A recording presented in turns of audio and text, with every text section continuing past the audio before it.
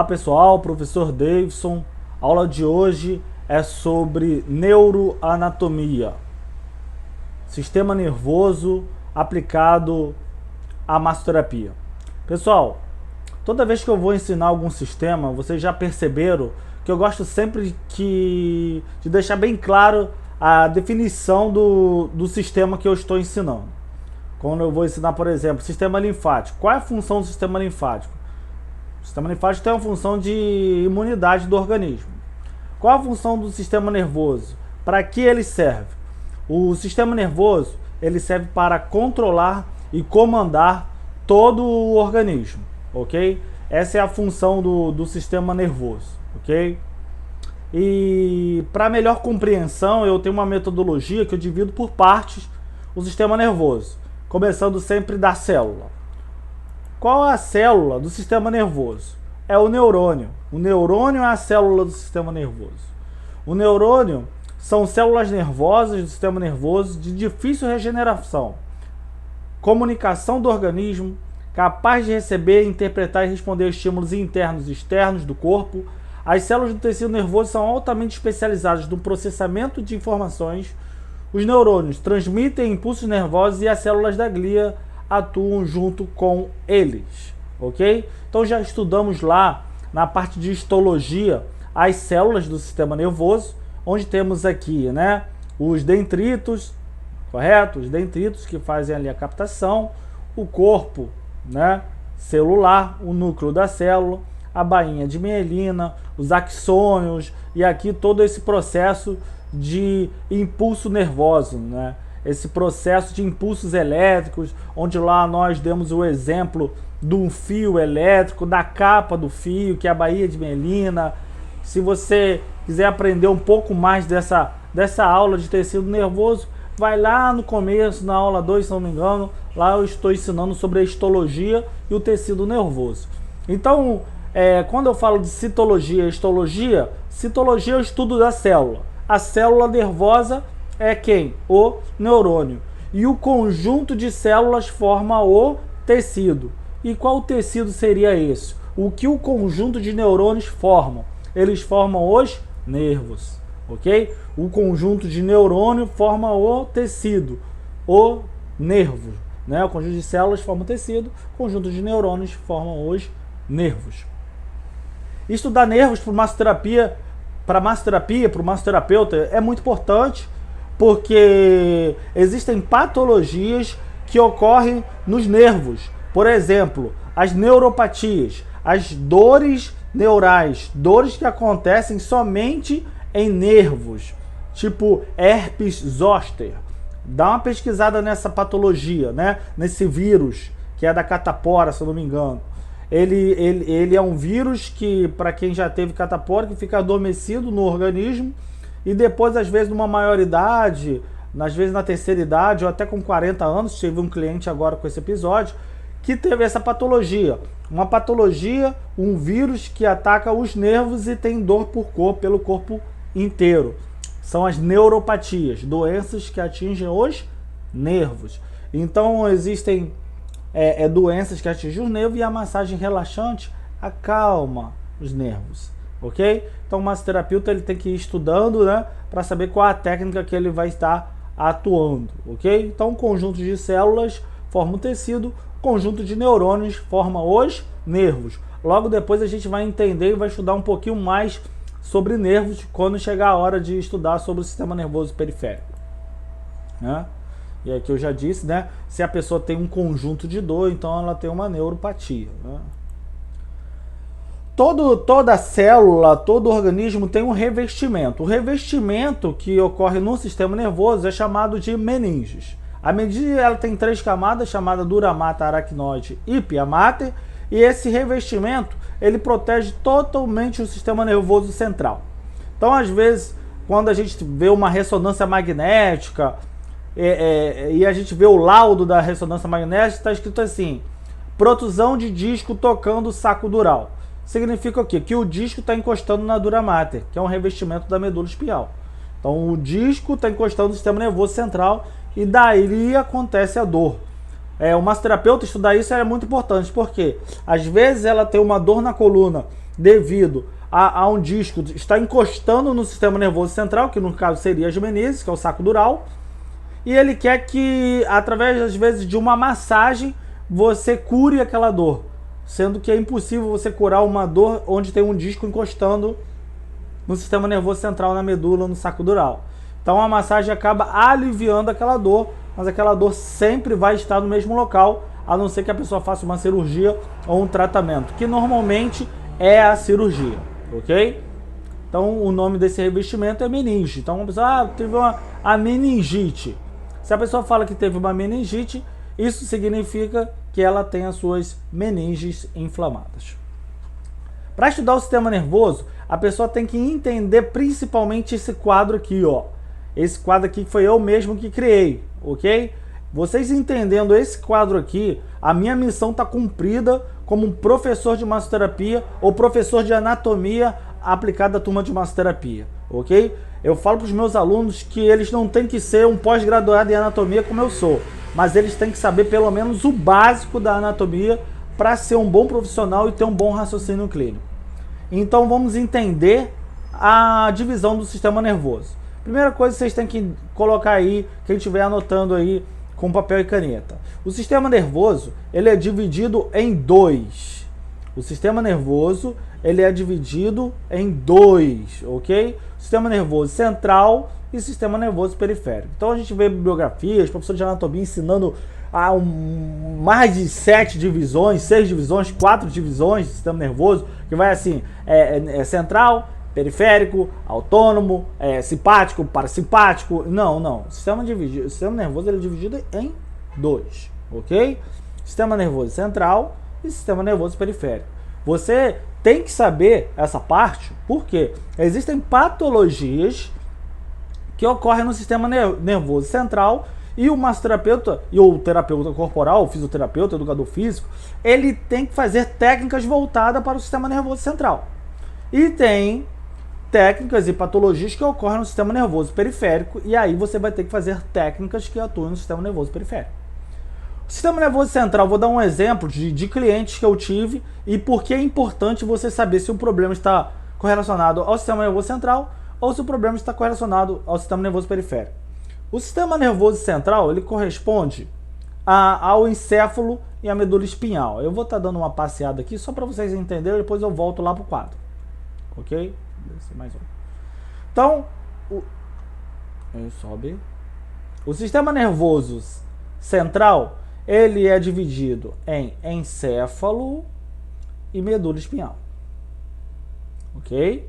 Então, o sistema nervoso central, ele é dividido em encéfalo e medula espinhal. Essa é a imagem aqui. Então, vou voltar lá. O sistema nervoso central é dividido em encéfalo e medula espinhal. Ok? E agora a gente vai estudar um por um. Vamos começar pelo encéfalo. Por quê? O encéfalo, ele é dividido em cérebro, cerebelo e tronco encefálico. O tronco encefálico, ele tem mesencéfalo, bulbo e ponte, mas eu não quero que vocês se atentem mais daqui para cá. Só até aqui. Cérebro, cerebelo e tronco encefálico. Por quê? Vamos lá, vou dar uma chegadinha lá embaixo.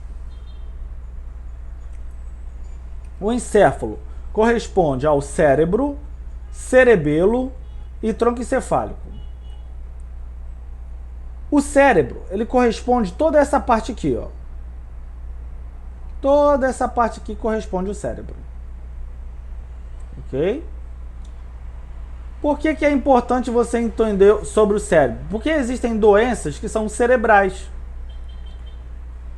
Onde no cérebro temos, na sua parte azul, frontal, a sua parte cognitiva, que é a sua capacidade de aprender, afetiva e emocional, que é a parte do sentimento e você ter motivação para as coisas, e a parte racional, que é a parte intelectual.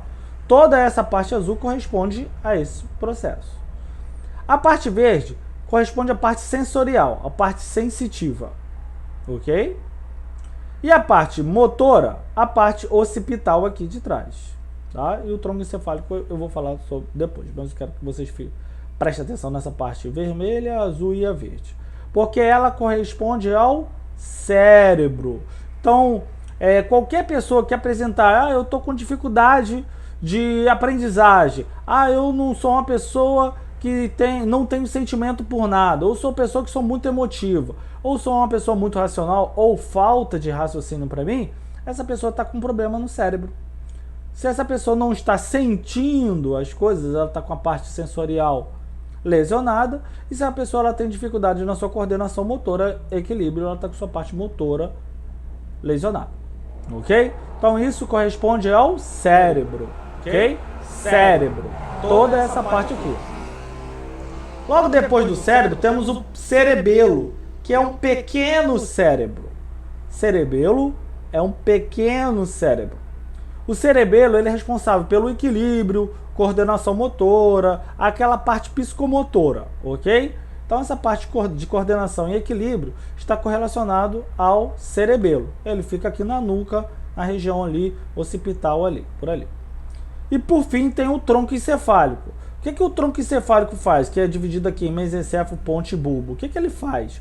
O tronco encefálico ele faz essa comunicação entre o cérebro e a medula espinhal, que vai descer logo aqui agora, né? Como a gente já viu, isso aqui, ok? O tronco encefálico faz a comunicação entre a medula espinhal e o cérebro. A medula espinhal é responsável pelo processo de estímulo-resposta, ok? Então, a importância da pessoa fazer técnicas voltadas ao sistema nervoso central. Identificar se é um problema do sistema nervoso central, né? Eu tava com uma cliente agora que ela falou o seguinte, Davidson, eu tô com um problema de coluna e eu não estou sentindo mais meus pés. Eu não consigo movimentar meus pés e tenho fortes dores na coluna. Fez um pacote comigo de massagem terapêutica de 8 sessões, liberação miofascial, shiatsu. E até o término das primeiras 8 sessões, ela falou, Davidson, eu não sinto mais dor nenhuma, não sinto mais dor na coluna, não sinto mais dor nenhuma, só que meus pés continuam dormentes. E isso, ela está fazendo um trabalho paralelo entre o ortopedista e o massoterapeuta. E aí o ortopedista passou ela para o neuro. Aí falou, renova seu pacote com o massoterapeuta e eu vou te passar esse remédio. Ela renovou, fez um segundo pacote. Ela fez o tratamento todo e sentiu uma leve melhora na movimentação dos pés. Ela sentia um pouco de movimento, mas a dormência ainda continuava. O neuro disse que ela estava desenvolvendo uma síndrome chamada do síndrome do pé caído, onde a pessoa ela não consegue fazer o movimento de dorsiflexão do pé. Flexão plantar, dorsiflexão. A pessoa ela anda marchando, ela não consegue levantar o pé. E passou então para o neurocirurgião. O neurocirurgião falou o seguinte, você vai renovar seu pacote com seu massoterapeuta em mais 8 sessões. E eu vou passar esse medicamento aqui. Se a dormência não melhorar com esse medicamento, você vai ter que fazer uma cirurgia na coluna vertebral. Enfim, e ali a gente fez todo um processo e pediu isso com ela já tinha ressonância do ortopedista, né? Só que a cirurgia ela poderia ocorrer na coluna ou no nervo fibular longo, que é responsável pela dorsiflexão. Se a cirurgia fosse na coluna, ia ser uma cirurgia voltada ao sistema nervoso central. Se o nervo fibular longo tivesse lesionado, a cirurgia seria na perna, não na coluna vertebral. E aí o que acontece? Você só sabe se o problema é do sistema nervoso central ou se é do sistema nervoso periférico se a pessoa faz um exame chamado de eletroneuromiografia. Ok? Se a pessoa faz um exame de eletroneuromiografia, meu copo, massoterapia. Se a pessoa... São os meus alunos que me dão. Teve formatura de massoterapia, eles me deram, professor. Me deram essa blusa aqui também. Enfim, só tem dois exames que vão determinar isso, a eletroneuromiografia e ressonância. Só que o médico neurocirurgião que falou que ia operar a coluna do meu cliente não pediu a eletroneuromiografia e falou que ia operar diretamente na coluna e não garantiu o resultado. Falou assim, ó, posso operar sua coluna, mas isso não é garantia que você vai sentir seu pé novamente. Olha só que impressionante. O médico neurocirurgião não está se preocupando se é central ou se é sistema nervoso periférico. Eu falei para ela, busque outro médico, porque a eletroneuromiografia vai determinar se a cirurgia é na perna ou é na coluna. Inclusive, eu estava acompanhando o caso dela, que eu estudo neuroanatomia. Existe um teste. Se a pessoa colocar o pé para dentro, ela não tem problema na coluna.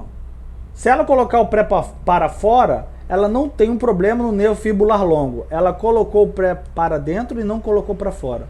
Ela tinha um problema no sistema nervoso periférico, não na coluna.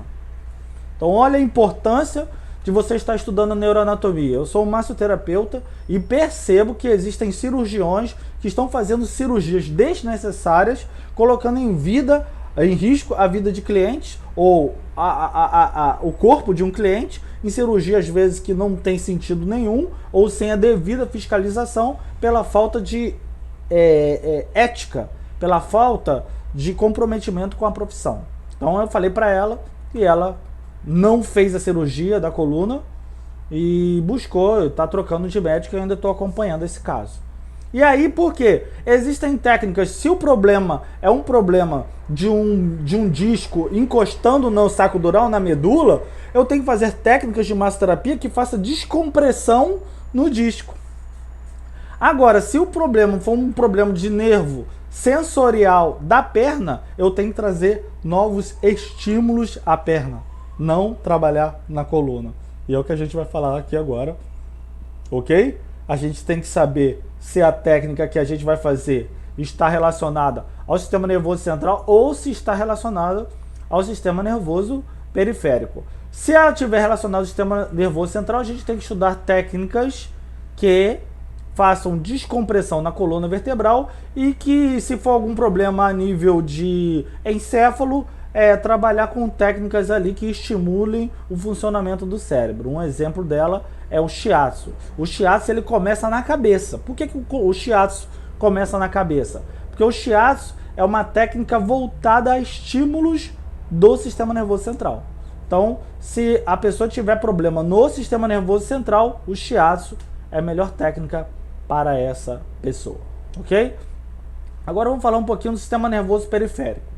Se o sistema nervoso central, como já disse, é o sistema nervoso do centro, porque quando a gente estuda osteologia, a gente estuda o quê? O esqueleto axial. O esqueleto axial é o esqueleto do centro, ok? O esqueleto do centro, ele protege o sistema nervoso central. O crânio protege o encéfalo e a coluna vertebral protege a medula espinhal, ok? Agora, então o que seria o sistema nervoso periférico? Seria o sistema nervoso voltado mais para as periferias, principalmente aos nervos. Principalmente aos nervos. Principalmente aos nervos. Então, o sistema nervoso periférico está mais relacionado aos nervos que ao centro. E aí a gente vai estudar agora os nervos. Vamos começar estudando aqui os nervos motores e os nervos sensoriais. O sistema nervoso periférico, eles estão divididos em 12 pares de nervos cranianos e 31 pares de nervos espinhais, ok? 12 pares de nervos cranianos e 31 pares de nervos espinhais. Quando a gente fala de sistema nervoso periférico, né, 12 pares de nervos cranianos e 31 pares de nervos espinhais ou nervos raquidianos. Nervos raquidianos ou nervos espinhais significam a mesma coisa, ok? Então ele está dividido em 12 pares de nervos cranianos e 31 pares de nervos espinhais. Primeiro eu vou falar sobre os nervos cranianos, porque o nome já está falando, né? Eles ficam no crânio, são 12 nervos cranianos, ok? A sua classificação, ela está dividida em quê? Sensitiva ou aferente. A sensitiva e aferente, ela transmite o impulso nervoso para o órgão. Por exemplo, até o sistema nervoso central. Você vai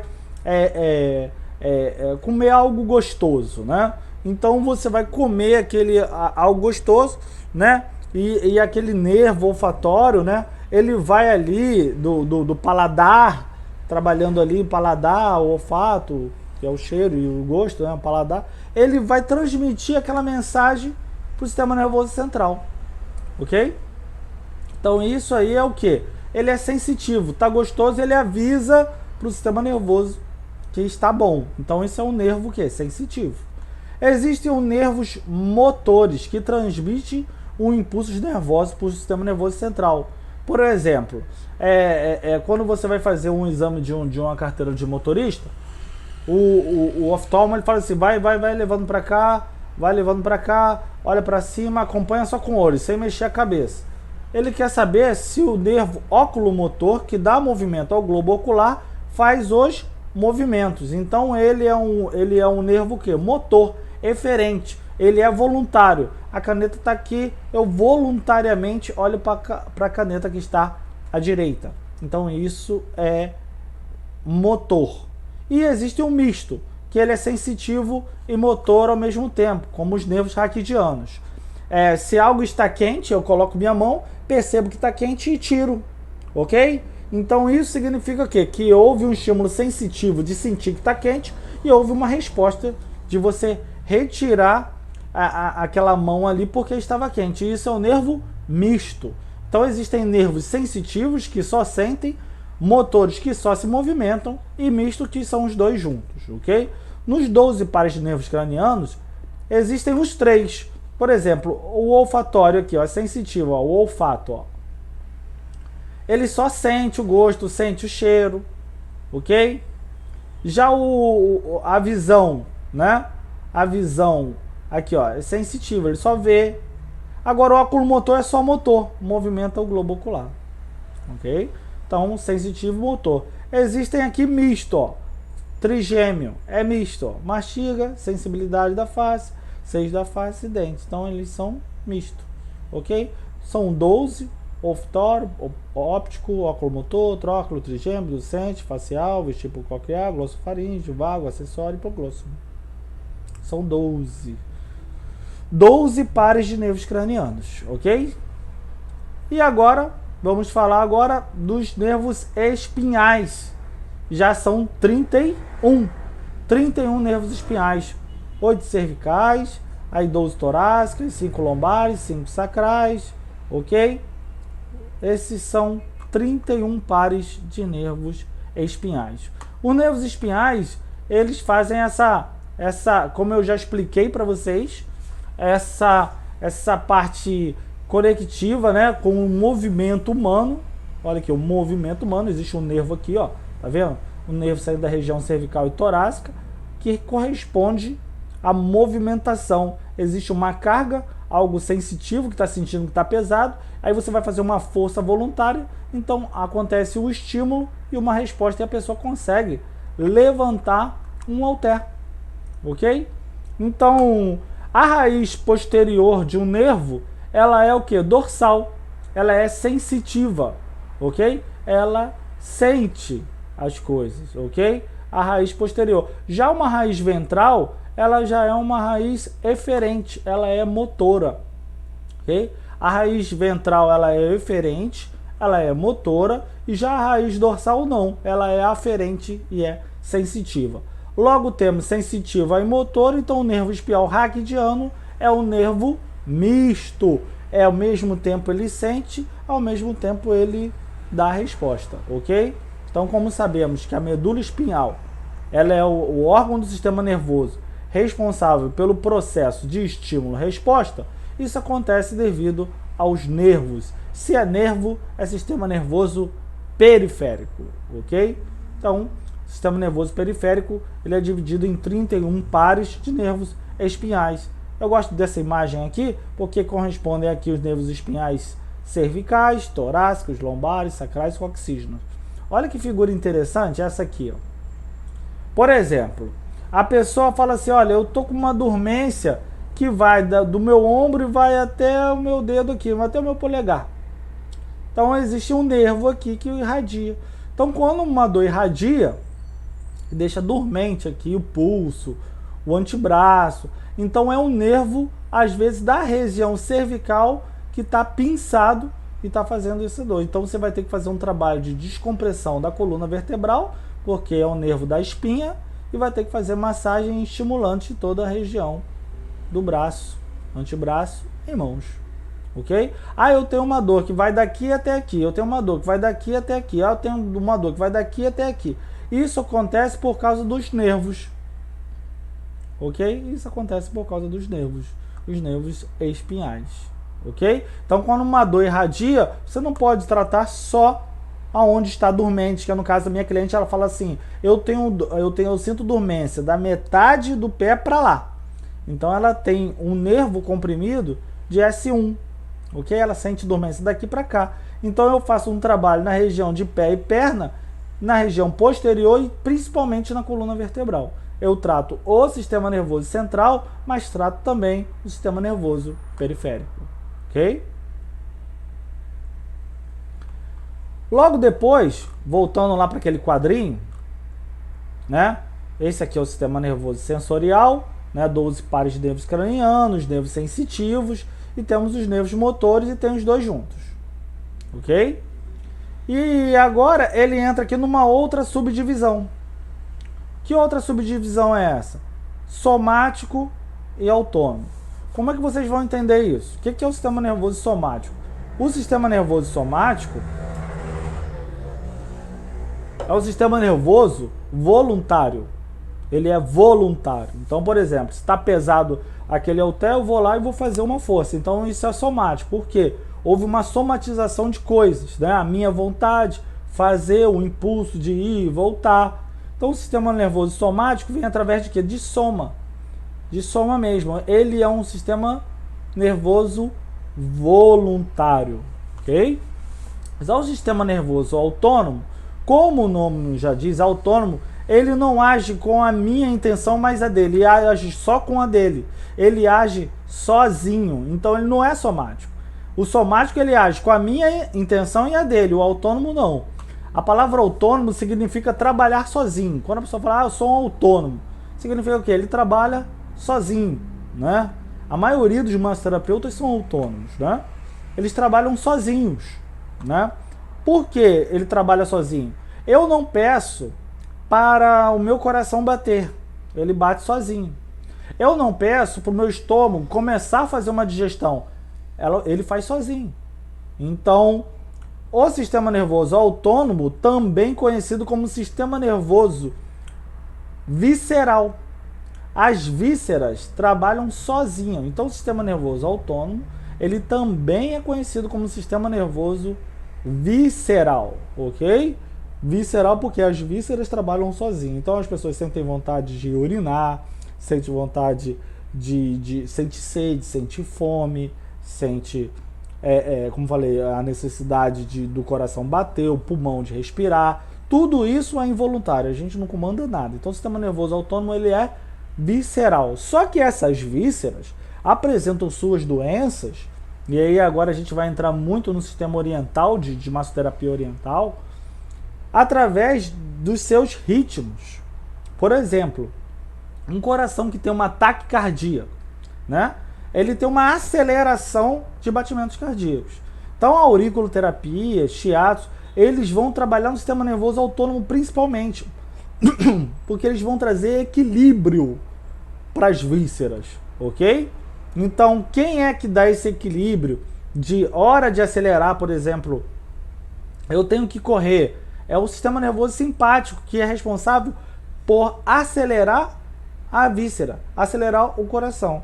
Quanto o parasimpático, ele é responsável por sedar, por frear o ritmo cardíaco. Por exemplo, eu vou dormir, ao parasimpático que entra em cena. Por que o parasimpático? Ele entra relaxando o coração, ok? Então, enquanto o simpático acelera, o parasimpático freia. Quando a pessoa tem um equilíbrio total de frequência cardíaca, que é de 60 a 80 batimentos por minuto e repouso, por aí, essa pessoa tem saúde. Quando ela entra nesse desequilíbrio, ela tem doença, mal-estar.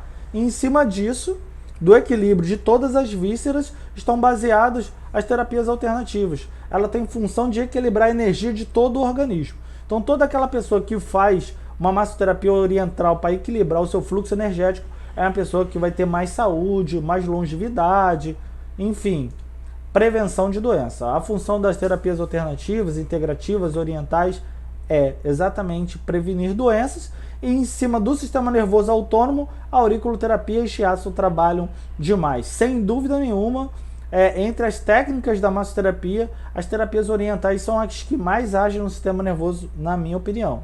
Ok? As outras agem, porque todos os órgãos dependem do sistema nervoso. Claro que você vai fazer uma massagem relaxante, a pessoa vai acalmar o sistema nervoso. Mas mais eficaz no sistema nervoso, a nível de equilibrar o estresse, equilibrar as energias, com certeza, as terapias orientais, ok? E aí, para deixar aqui, eu fiz um quadro que vai deixar isso bem claro, que é esse aqui, ó. O sistema nervoso somático, ele tem ações voluntárias. O sistema nervoso autônomo ou o sistema nervoso visceral, ele tem ações involuntárias. Aqui temos aqui, né, as vísceras, o coração, enfim, esse é o sistema nervoso periférico autônomo, ok? E essa é a divisão. Essa mesma comunicação de nervos ocorre na medula espinhal, ok? Olha, onde nessa região tóraco-lombar está localizada a região do simpático e essa região parasimpática está relacionada à região cervical e à região sacral, ok? E aí, mais uma vez, mais algum ensinamento de somático, visceral. Aí tá mostrando aqui, ó, aferente e eferente, onde a aferente leva e o eferente dá a resposta. A mesma coisa ocorre na víscera. O sistema nervoso autônomo é aquele que age sozinho, é a víscera, e age de maneira simpática e parasimpática. Aqui é a imagem do sistema nervoso autônomo atuando nas vísceras, ok? Atuando nas vísceras. E por falar logo de vísceras, eu gosto sempre de estar emendando, quando eu ensino o sistema nervoso na anatomia, para a turma de massoterapia, eu gosto sempre de ensinar o sistema endócrino junto.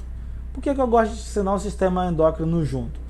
O sistema nervoso e endócrino, ele tem, por exemplo, como o sistema sanguíneo e o sistema linfático agem em conjunto, e eu ensino sempre junto, e urinário, eu percebo que existem sistemas que agem muito juntos. E quando eu ensino uma aula em seguida da outra, é porque para formar uma linha de raciocínio, para fazer com que as técnicas de massoterapia possam agir em conjunto, né? Por exemplo, sabendo que o linfático atua junto com o sanguíneo e todos formam o sistema circulatório, eu faço sempre a drenagem linfática junto com a massagem relaxante junta. Entenderam? Sabendo que o endócrino age em conjunto ao nervoso, então eu sempre trabalho com shiatsu e auriculoterapia trabalhando junto.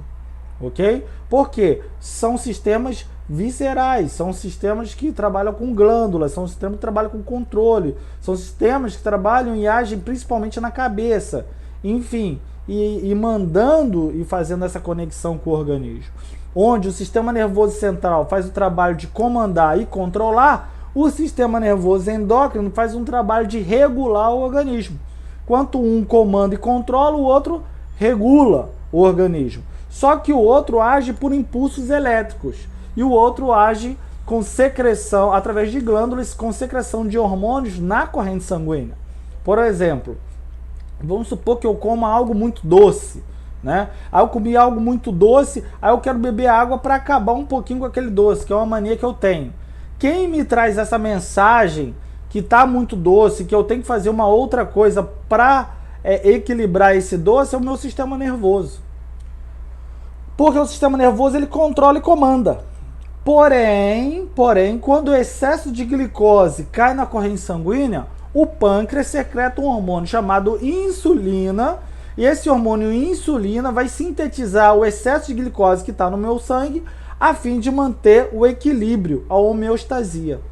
Estão entendendo? Enquanto um comanda, o outro regula. Só que um é mais rápido, é por impulsos elétricos, o outro é por hormônio.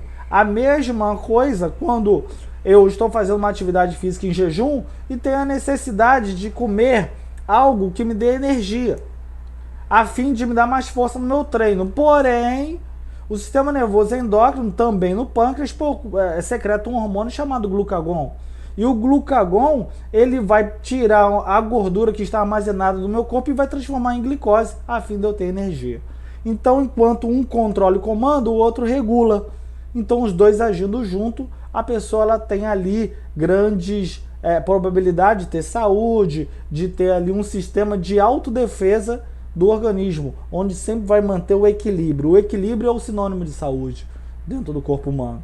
E aí eu fiz aqui coloquei as principais glândulas do corpo: tireoide, paratireoide, suprarrenal, ovário, testículo, pâncreas, hipófise, comandando tudo, a fim de estar mostrando para vocês que essas glândulas vão secretar hormônios, como o suprarrenal vai secretar a adrenalina, vai secretar os corticoides, que são aqueles procedimentos anti-inflamatórios. A adrenalina vai dar aquela motivação, vai dar aquele pico, enquanto o pâncreas vai também trabalhar em cima de insulina, glucagon, testículo, testosterona, ovário, progesterona, relaxina, estrógenos. Então essas glândulas são glândulas que são responsáveis por quê?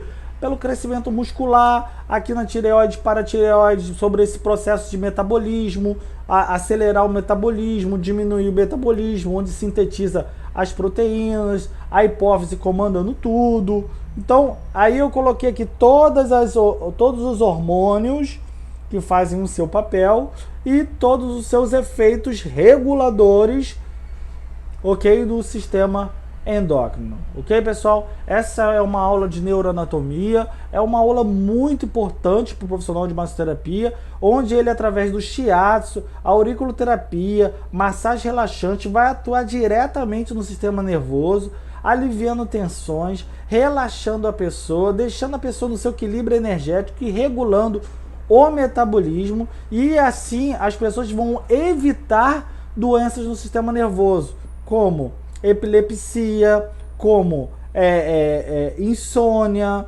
como relaxamento, processos de neuropatia, aliviar sintomas de Parkinson, quem tem síndromes, ou seja, doenças relacionadas ao sistema nervoso, que causa até um AVC, um AVE, né? É um acidente vascular cerebral. Vão ser causados porque as pessoas estão passando por um alto pico de estresse. Um alto pico de estresse afetando até o seu coração.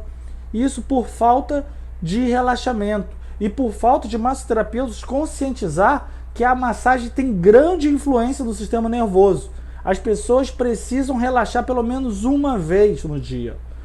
Ou na semana, uma vez. Até Deus descansou no sábado. Pelo menos uma vez a pessoa tem o direito de descansar. Ok? E a pessoa ela não encontra esse dia para descansar, mas encontra às vezes em 1 hora de massagem, um dia de relaxamento, ok? Esse foi o professor Davidson.